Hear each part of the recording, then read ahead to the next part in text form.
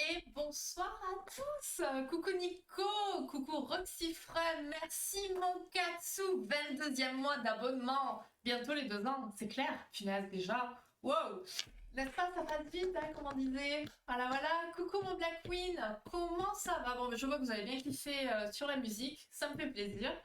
Bon, j'espère que vous êtes en forme pour le live de ce soir. Il devrait pas être aussi long que la dernière fois, je pense. Disons qu'il, je pense, j'espère qu'il sera un petit peu plus digeste. On va voir. Mais je pense que ça va aller. Retournez-moi le son. Mais écoute, t'as YouTube, t'as tout ce que tu veux, tu pourras l'écouter autant de fois que tu veux.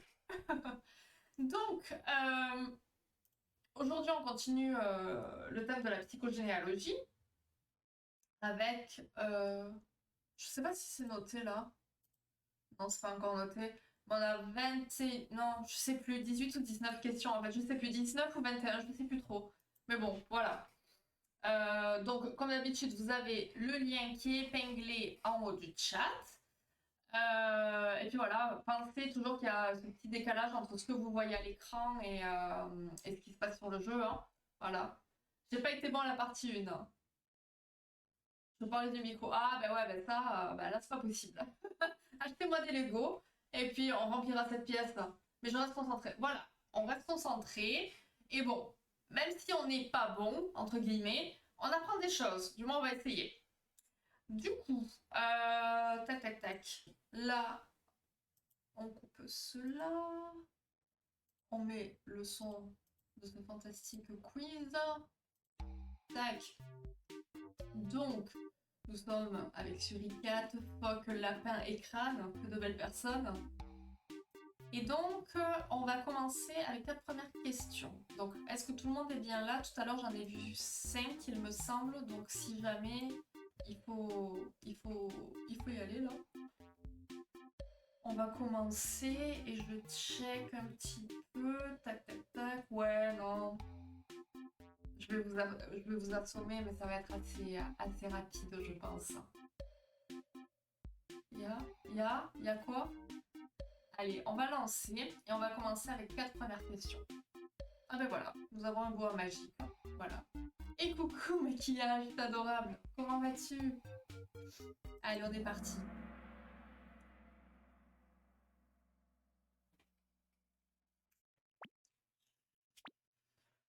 Oui, ça va. Comme un début de semaine, tranquille. Alors, que représente le concept de fantôme en psychogénéalogie? On est en psychogénéalogie, évidemment, hein. Pas dans d'autres circonstances. Donc, c'est une tradition qui va se perpétuer de génération en génération.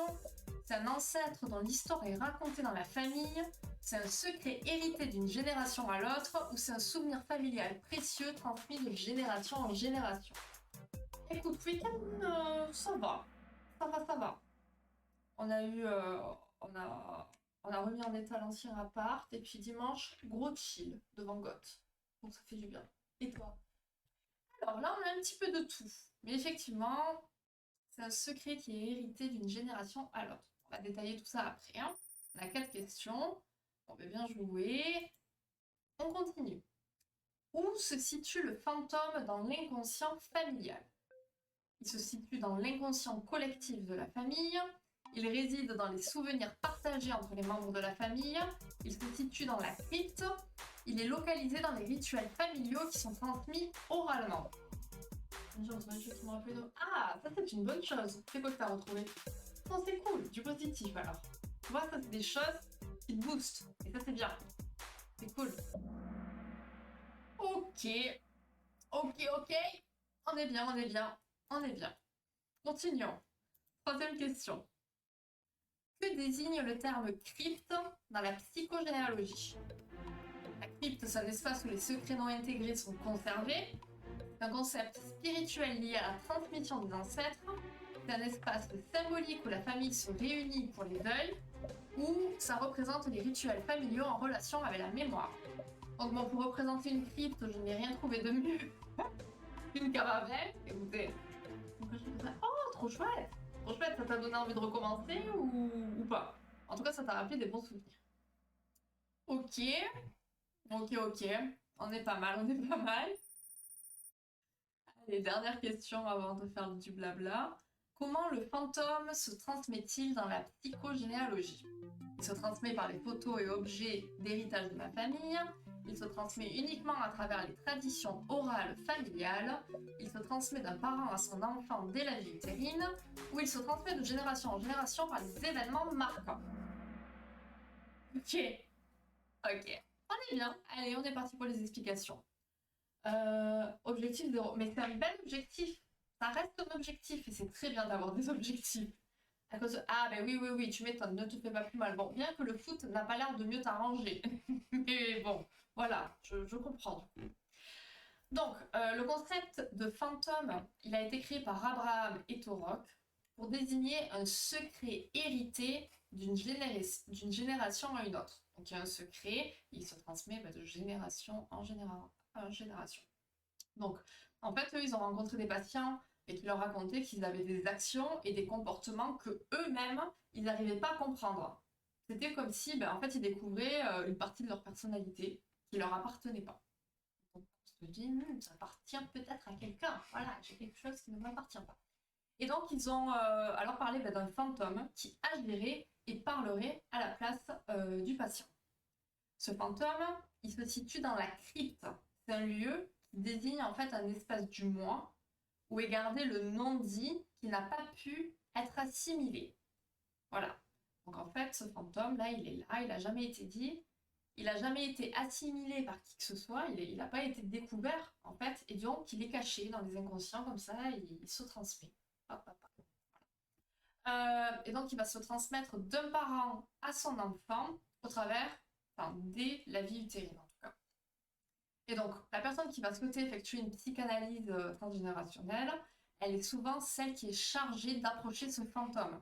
Car c'est la personne en général qui en souffre dans son quotidien.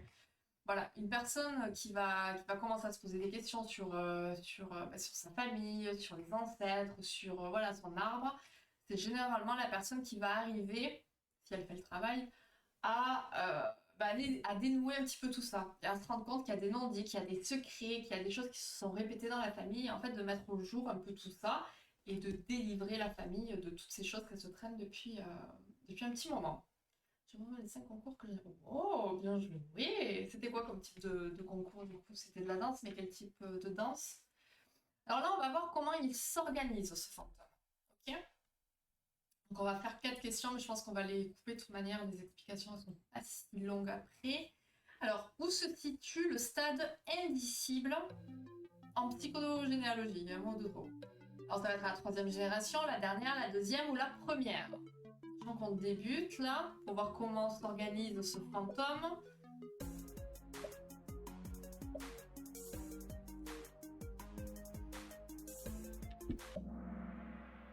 Ok, effectivement, on commence toujours par la première génération. C'est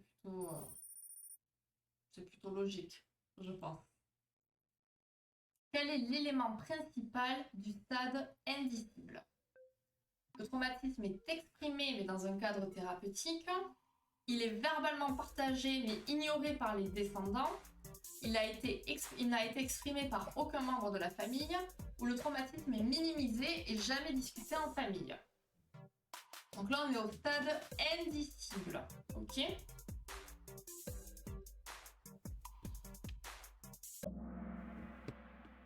Tac, ok. Effectivement. En fait, j'ai pas trop envie de vous dire de trucs parce que je pense que mes questions, elles sont tellement décortiquées que je pourrais vous spoil. Donc on va faire les questions. Où se cache l'expérience traumatisante dans le stade indicible? Dans les relations conflictuelles entre les membres de la famille, elle reste présente sous la forme d'une crypte, elle est oubliée et ne pèse plus sur les générations futures, ou elle disparaît peu à peu et n'a plus d'impact avec le temps. Où elle peut bien se cacher cette expérience traumatisante? Ah ouais, enfin, dis donc. Tac. Allez, ok. Et donc, dernière question. Que se passe-t-il lorsque le traumatisme est enfin exprimé dans la famille? Il devient encore plus présent et affecte la famille. Il est pris en charge mais n'est pas résolu. Le fantôme disparaît ou le traumatisme reste intact même après avoir été exprimé. On est sur du costaud ce soir encore, j'ai l'impression.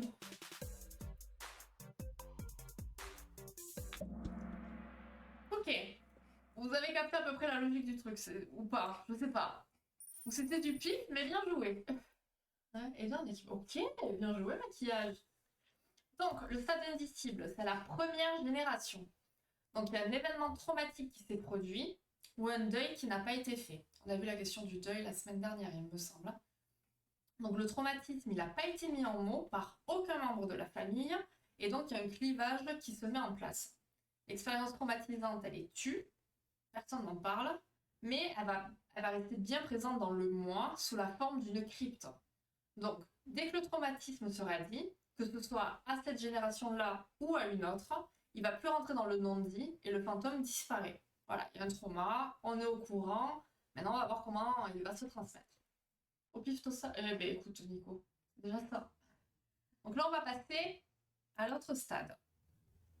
Donc où se situe le stade innommable dans la psychogénéalogie? Là c'est des questions cadeaux, hein, si vous suivez. Donc on a vu le stade indicible, maintenant il est innommable. Donc effectivement, après la première génération, il y a la deuxième génération. Voilà, logiquement, c'est logique. Donc, au stade innommable, l'enfant, il est conçu, il naît, et il va grandir avec la présence de cet objet, mais qui est interdit chez son parent. Il fait face à ce clivage qu'il va percevoir, mais qui est indicible. Il le voit, mais il ne peut pas dire ce que c'est. Il ne peut pas le nommer, ni lui donner d'image. Donc le clivage, il va se transmettre à l'enfant, mais cette fois-ci à l'ensemble de sa personnalité et non plus qu'à une partie, comme pour son parent. Pour ses parents, c'est juste dans une partie de son moi. Là, ça se met vraiment sur l'ensemble de sa personnalité. D'où l'importance de ne pas faire traîner des secrets, parce qu'en gros, plus ça va, plus ça s'étend. On va dire ça comme ça. Donc du coup, là, si on en arrive là, on va considérer que c'est cet enfant qui porte le fantôme. Ça va, vous suivez, hein? J'y crois. Ensuite, où se situe le stade impensable dans la transmission psychogénéalogique? Donc stade innommable, non, stade indicible, pardon, stade innommable. Maintenant, stade impensable, tout à fait. On est à la troisième génération, tout à fait. Donc, en raison du temps qui va s'être écoulé, le descendant, il ne peut pas connaître l'existence du traumatisme originel. Là, on est à la troisième génération, hein, donc c'est un peu compliqué d'être au courant, on va dire. Il va ressentir une gêne, de la confusion, un malaise, et tout ça, ça n'a pas une origine claire, et c'est ça qui pourrait le pousser à entamer une psychothérapie. Voilà, il sent qu'il y a quelque chose qui le gêne, et donc il va se dire, bon, si j'allais voir quelqu'un pour essayer de creuser un petit peu tout ça. Ah oui. Et là, tu avais dit, maquillage, effectivement, que là, physiquement, c'était un petit peu compliqué actuellement. Je comprends. Bon, tu as tous tes travaux manuels encore pour t'occuper, alors ça, c'est cool. Alors, quel est l'impact du stade impensable sur les descendants? Nous sommes à la quatrième génération, d'accord? La quatrième étape. Donc, on ressent une clarté sur les problèmes familiaux sans besoin de thérapie. On refuse toute forme de thérapie en raison de la gêne transmise. Le descendant ressent une gêne sans origine claire où il se révolte contre les traditions familiales.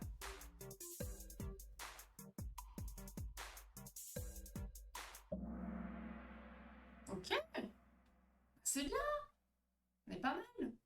On est pas mal du tout. Et bravo à Crâne Expert qui nous a fait 4 bonnes réponses d'affilée.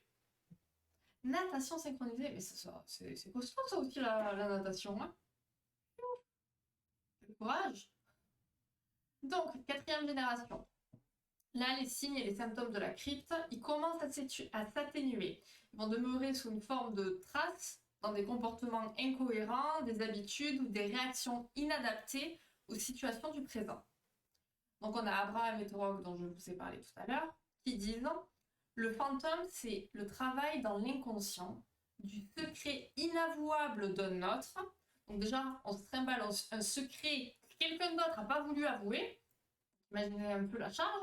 Donc ça peut être, dans le pire des cas, j'ai envie de dire, enfin dans le pire des cas, ça peut être un inceste, un crime, les cas de, c'est pas très joli, mais de bâtardise, vous voyez, voilà, ces enfants illégitimes, si on peut dire ça comme ça. Et ce ne sont pas les trépassés qui viennent hanter, donc c'est pas les morts hein, qui viennent hanter les vivants, mais les lacunes laissées en nous par les secrets des autres. Donc on est emmerdé par les secrets des autres. Enfin, c'est quand même fou. Donc le fantôme, c'est une formation de l'inconscient qui a pour particularité de n'avoir jamais été conscient et de résulter du passage dont le mode reste à déterminer de l'inconscient d'un parent à l'inconscient d'un enfant. On ne sait pas donc clairement comment ça se transmet réellement, mais on sait que voilà, de l'inconscient du parent à l'inconscient de l'enfant, il y a la transmission de ce secret qui se fait. Donc sa manifestation par la hantise, d'une certaine façon, hein, c'est le retour du fantôme dans des paroles et des actes bizarres, dans des symptômes. Donc voilà, toutes ces choses-là, c'est de cette façon-là que le fantôme va se manifester. Ainsi se montre et se cache ce qui surgit comme une science morte vivante du secret de l'autre. Voilà. Collaboration. Oui, aussi. Par exemple, comme de la danse mais dans l'eau. Ben oui, ouais. Ouais, alors j'imagine que dans l'eau, c'est peut-être, ça fait, ah, non, je sais pas, parce que c'est quand même hyper sportif aussi, hein, mais c'est peut-être plus supportable pour le corps, en tout cas, dit comme ça, on va dire. Donc voilà, ça m'a l'air assez compréhensible. Dites-moi si vous captez pas trop, mais bon, dites-vous que voilà, si dans votre famille il y a des secrets, ça se transmet, et nous on se retrouve à golfiner, à se traîner les secrets des autres, tout ça parce qu'ils n'ont pas voulu parler. Voilà, c'est pas bien, il faut parler, il faut dire les choses, c'est important. Après, voilà, on a des gens qui vont pas bien du tout. Je pense qu'on va en parler, je sais pas si c'est ce soir ou une prochaine fois, mais bon, ça peut faire vraiment des dingueries, des secrets qui sont pas dits, hein. Donc voilà, c'est important de dire les choses. Donc là, on va parler des secrets de famille.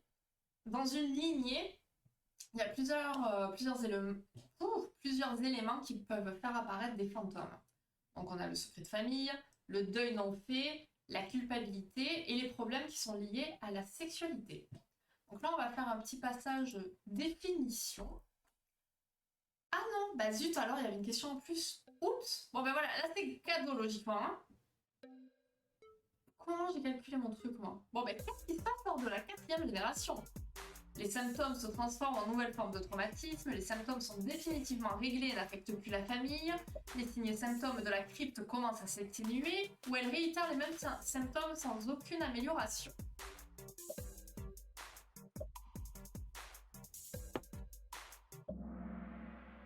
Ok, ça va, il y en a 3 qui suivent à peu près.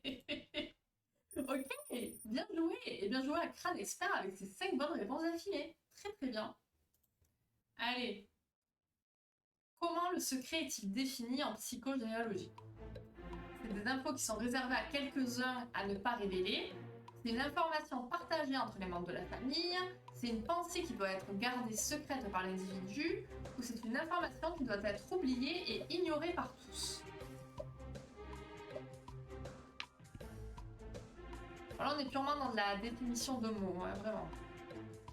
Pas plus compliqué. On pourrait faire ça. Prendre des mots dans le dictionnaire au pif et les définitions et on fait un quiz sur ça. Moi j'aime bien. Je voulais me racheter un dictionnaire, je vous l'avais peut-être déjà dit. Bref. Ok. Ok. Donc, le secret est une information partagée entre les membres de la famille. Vu le sujet, on est censé comprendre que non, justement, c'est des gens qui le gardent et qui ne le partagent pas. Une information qui doit être oubliée et ignorée par tous. Là, je peux comprendre pourquoi répondre ça, parce que c'est vrai que le détenteur du secret, il veut faire en sorte, en le gardant pour lui, que ce soit oublié et ignoré de tous. Sauf que bon, bah voilà, c'est pas une solution parce qu'il se transmet, même s'il n'est pas dit. Et le secret est une pensée qui doit être gardée secrète par l'individu. Oui, effectivement, mais pas que.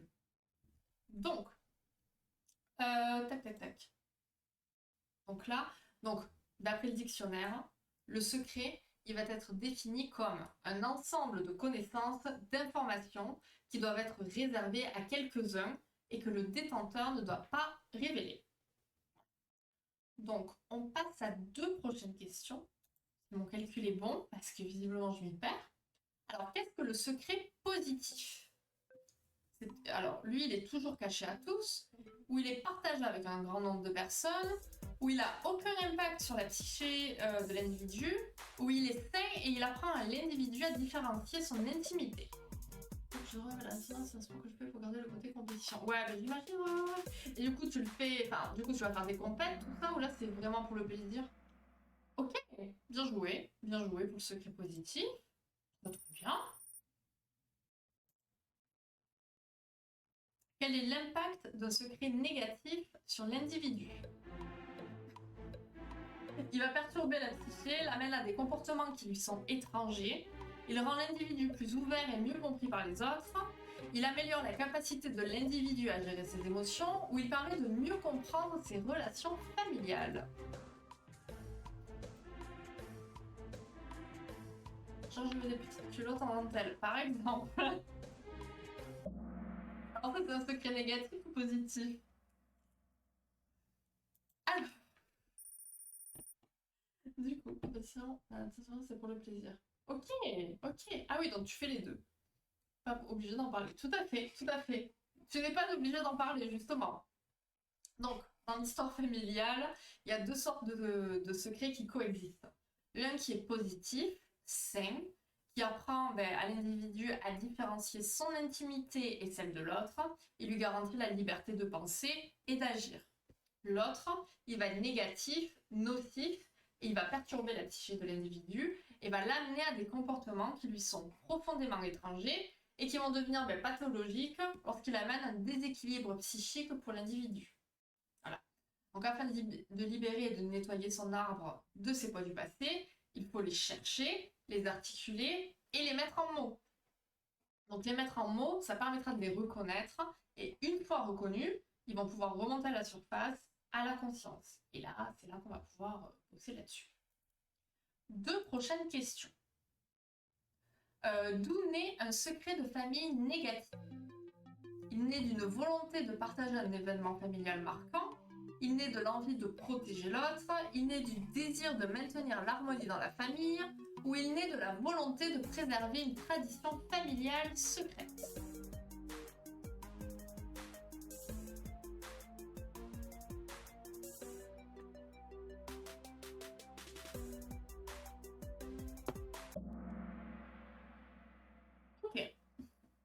Ok, ok.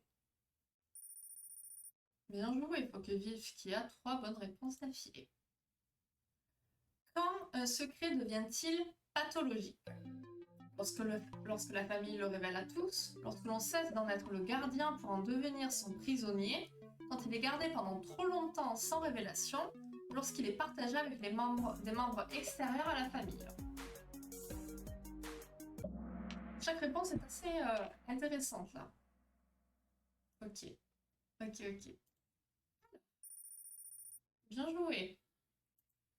Donc le secret de famille négatif, il va naître de cette envie de protéger l'autre. Et c'est souvent le cas des parents envers leur enfant. Mais en voulant épargner l'enfant, il va ressentir malgré tout inconsciemment que quelque chose se trame. Ça, on l'a bien compris, on l'a bien vu. On a beau ne pas le dire, ça se ressent quand même.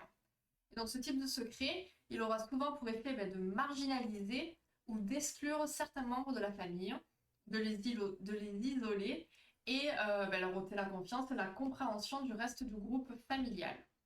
Et le secret devient pathologique lorsqu'on cesse d'en être le gardien pour en devenir son prisonnier. Voilà, ça c'est extrait de leur livre là, à Abraham et Torox, et je trouve que la phrase elle est vraiment en top, parce qu'en fait, au départ on est le gardien du secret, donc on le garde en nous, mais le jour où on en devient prisonnier, c'est qu'en fait il nous a envahis et qu'il était trop lourd à porter, d'une certaine façon. Je trouve l'image assez intéressante. Et donc, c'est le silence, c'est ce silence qui entoure le secret qui va rendre malade, plus encore que le secret lui-même. Donc, qui n'a pas été vécu de manière traumatisante par le descendant. C'est vraiment, voilà, le fait que ça ne soit pas dit, ce silence autour du secret. Il y a quelque chose, on ne le dit pas, et c'est ça qui fait le plus mal, finalement. Et donc, on termine avec la dernière question. quels sont les 3 traits caractéristiques des secrets de famille toxiques? Ils sont clairement exprimés mais créent des conflits. Ils sont partagés par la famille mais restent incompris. Ils sont cachés, il est interdit de les connaître et provoquent des souffrances. Ou ils sont partagés librement, causent des malentendus et sont mal interprétés.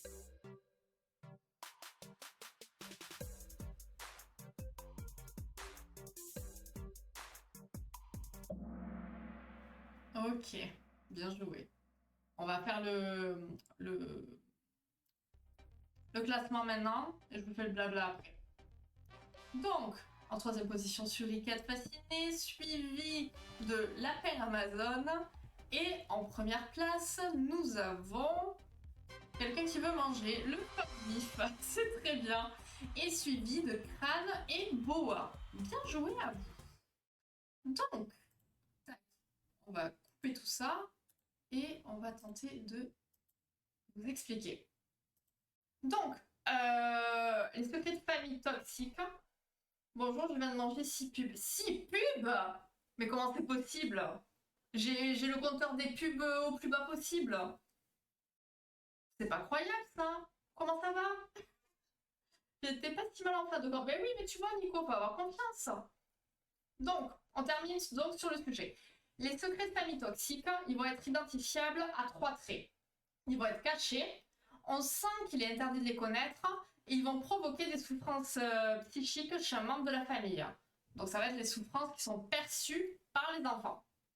Attention cependant, il va être très important de bien différencier ce que la famille imposera comme un silence, un tabou. Voilà, donc ça c'est vraiment conscient, on ne veut pas parler de certains sujets. Ça on en a déjà parlé sur d'autres sujets, j'ai envie de vous dire. Et donc, à bien différencier avec les informations, bien évidemment, interdites aux enfants. Bon, donc on a comme exemple évidemment la vie sexuelle des parents, par exemple. Ça bug et ça me l'a relancé. Bon, ben écoute, voilà, tu m'as fait gagner quelques centimes de plus. Merci beaucoup, Forsker. C'est adorable. Et je savais que je pouvais compter sur toi. Merci. Alors, lorsque c'est un secret qui va procurer du bonheur aux parents, ça pèsera pas sur l'enfant, parce que c'est du positif, ça concerne les parents, voilà, c'est ok. Mais lorsqu'il va s'agir d'un conflit, d'une dispute ou d'un traumatisme qui est caché, c'est là que va s'installer les secrets problématiques. Et donc la gravité du fantôme sera liée à la charge émotionnelle qui lui est associée. Voilà, c'est toujours pareil. Si on est dans un truc un peu positif, qui procure du bonheur, c'est ok. C'est ok, puis ça peut regarder que le couple, ou les parents, enfin, ou la famille, enfin, peu importe. Mais dès que c'est quelque chose d'un peu glauque, enfin voilà, inceste, crime, abus, etc., bon, ça va se transmettre pas de la meilleure des façons. Et donc, il y a Tisserand qui explique que lorsqu'il y a la présence d'un secret, d'un non-dit dans la famille, l'enfant il va ressentir un malaise chez son parent et il va recourir à 3 étapes. C'est un peu celle qu'on a vue tout à l'heure. Donc l'enfant, voilà, il y a un non-dit, qu'est-ce qui se passe? Il va se demander si c'est de sa faute, s'il a fait une bêtise sans s'en rendre compte. Voilà, un enfant généralement il va très vite culpabiliser, il se dit bon j'ai fait une couille, mes parents ils sont pas bien à cause de moi, qu'est-ce que j'ai pu faire? Donc là la question c'est est-ce que c'est ma faute?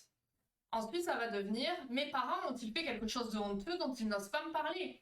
Parce que si c'est pas moi qui fais quelque chose, mais que eux, ils ont l'air de tenir quelque chose, ils ont peut-être fait quelque chose. C'est peut-être eux qui ont fait un crime, un truc horrible, je sais pas.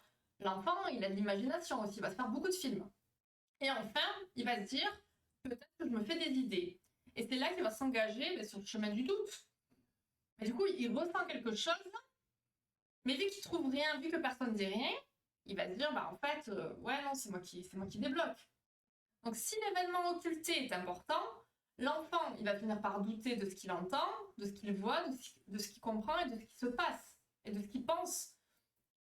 Vous sentez un peu le truc, ça, tu débloques un peu à la fin. Et donc, ça va être une souffrance terrible pour l'enfant qui pourrait, du coup, présenter des troubles plus ou moins sérieux. Difficultés d'apprentissage, pour le plus gentil, pour finir sur des comportements psychotiques. Parce que quand on doute de sa propre réalité, finalement, on va se créer une néo-réalité et c'est là que ça part un peu en couille. Enfin bon, voilà. Donc, on est encore sur un sujet un peu complexe, je pense, mais qui est tellement intéressant, je trouve. Mais voilà, il n'est pas forcément facile à aborder, je l'entends, et je suis désolée si c'est trop compliqué. Mais voilà, il nous reste un. Je regarde. Un, deux. Il va être super long celui de la semaine prochaine. Deux, trois. Ah, trois lives encore. Mais ça va être cool. Donc, semaine prochaine, on continue donc avec la psychogénéalogie. On va parler de quoi? On va parler de honte. Tout ce qui va être au niveau de la transmission de la honte, les phases de la honte. Tac, tac, tac. La honte, la loyauté familiale, la parentification. Ça va être très intéressant. Mais voilà, on va beaucoup parler de honte la semaine prochaine. Il y a beaucoup de choses, c'est vrai, mais ça n'a pas de pas de dinguerie, je vous rassure. Mais après, voilà, chacun, alors, attention, faut pas voilà, mélanger des secrets ou des choses qui ne regardent que soi. Ou, enfin, voilà, là on parle vraiment de la famille, un secret qui devrait être dit et qui pourrait impacter les générations suivantes. Mais après, c'est normal d'avoir des secrets, d'avoir son jardin secret, enfin voilà. Il y a comment dire, des niveaux. Voilà, tout dépend quoi. Tout dépend. Mais c'est normal d'avoir des secrets, de ne pas te dire à tout le monde aussi, hein. C'est ok. Donc, voilà pour le live de ce soir, assez intense finalement. Je pensais qu'il serait peut-être un petit peu plus simple, mais peut-être pas. Mais en vrai, la semaine prochaine, je me dis ça passe. Bon, je vous dis ça à chaque fois. Mais je pense que ça peut le faire. Je pense que ça peut le faire parce que on est en psychogénéalogie, mais un thème peut-être un peu plus parlant, le thème de la honte. Et ça va être intéressant. Bon, en tout cas, moi, ça m'intéresse. Donc voilà, après, je suis désolée pour vous si c'est long ou pas. Mais voilà, on va avoir 3 semaines encore comme ça. Et après, on parlera d'autres choses. Je sais plus trop encore quoi. Je commence déjà à préparer les prochains lives parce que je me dis finalement, ils étaient pris depuis longtemps, mais il va falloir continuer à préparer. Donc voilà. Donc, bah écoutez, là, on va se retrouver demain. Demain vers 17h30, enfin, le temps que j'arrive, que je m'installe et tout. Donc on continue sur Baldur's Gate. Voilà, on va essayer de passer le combat. Normalement, ça devrait aller. J'ai demandé à ChatGPT un peu voir, voir si j'allais dans le bon sens. Il m'a dit oui, t'inquiète, vas-y. Donc voilà. Et puis j'espère qu'on va avancer. Sinon, ça va être très long demain. Ben, je comprends Nico, mais y a pas de soucis. Enfin, sois pas désolé, c'est plus pour toi. C'est voilà, c'est peut-être pas forcément agréable et c'est moi qui suis désolée, hein. Voilà. Après, bon, il y a des sujets qui seront un petit peu plus abordables que d'autres, hein. Donc du coup, voilà, hein. Voilà, voilà. Désolée. Ouais, ChatGPT, c'est mon pote. Botchou, de son petit nom affectueux, si ça vous intéresse. Donc voilà, donc bah, écoutez les amis, merci pour votre présence, merci pour votre participation au quiz. Soyez en forme pour lundi prochain, ça devrait être un petit peu plus tranquille. Et puis bah, pour ceux qui seront là vers 17h30, voilà, on se retrouve demain pour essayer de niquer Gortage. Voilà. Je vous fais plein de bisous, merci à vous, passez une très bonne soirée et puis à demain. Ciao ciao.